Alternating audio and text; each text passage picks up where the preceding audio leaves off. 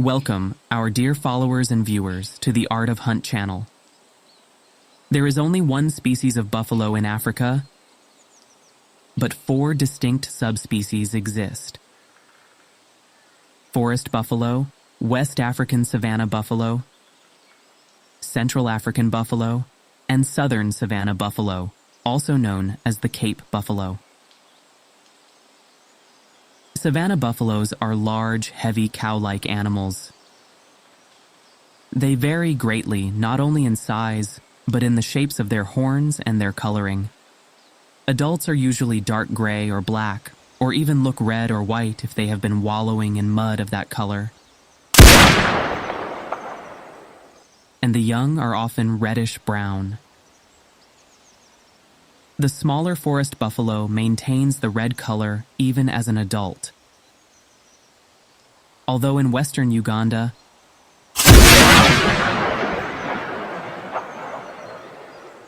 many savanna buffaloes are also red or pale orange instead of black.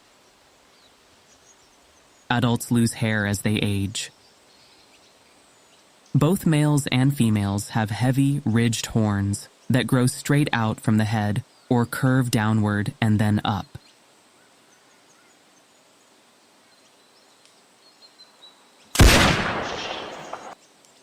The horns are formidable weapons against predators and are used when jostling for space within the herd. Males use the horns in fights for dominance. Outside national parks, these giants are considered crop pests and are seen as dangerous animals due to their size, aggressive nature, and formidable horns. In East Africa, they are known to break fences, raid cultivated crops, and they may even spread bovine diseases to livestock. In the past, they suffered their most dramatic population decline during the Great Rinderpest epidemic of the 1890s. This also coupled with pleuropneumonia and caused mortalities as high as 95% among livestock and wild buffalo. They can live in herds of a few hundred, but have been known to congregate in thousands in the Serengeti during the rainy season. Congregating in large herds is one of their many anti-predator adaptations. Large herds decrease the possibility of any individual being singled out by lions. The females and their offspring make up the bulk of the herd.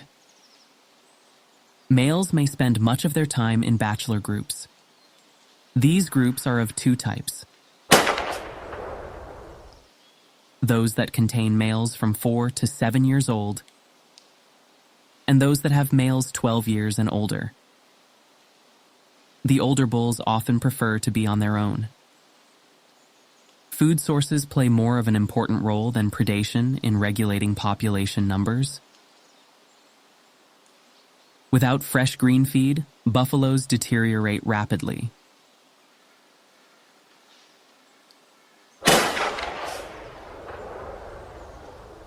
They devote a large portion of their time to grazing and feeding. After grazing on grass, just like cows, they spend time chewing their cud, or bolus, to extract even more nutrients from their food. Females have their first calves at age 4 or 5. They usually calve only every 2 years. And most births occur at the end of the rainy season when abundant grass improves the nutritional level for females when they are pregnant or nursing. The female and her offspring have an unusually intense and prolonged relationship. Males do not invest in their offspring.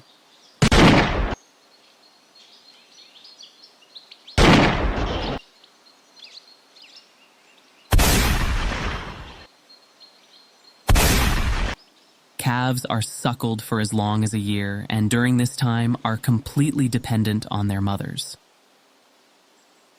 Female offspring usually stay in the natal herd, but males leave when they are about 4 years old.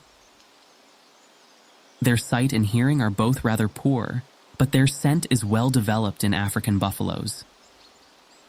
They also seem to have a relatively difficult time regulating body temperature, the reason why they feed mostly at night.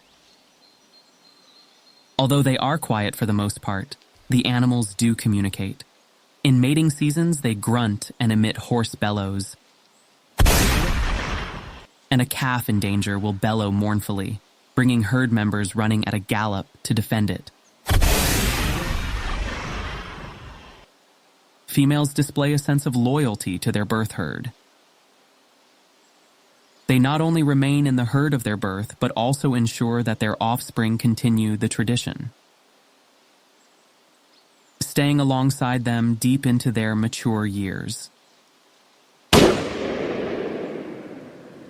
On the other hand, adult male buffaloes have a more nomadic nature. They often leave the family herd to either align with groups of other males or oscillate between a lone wolf lifestyle and rejoining the primary group. Interestingly, some males demonstrate a sense of strategy, collaborating with fellow bulls to decide the opportune moment to reintegrate into a herd. Buffaloes aren't merely wandering aimlessly within these groups.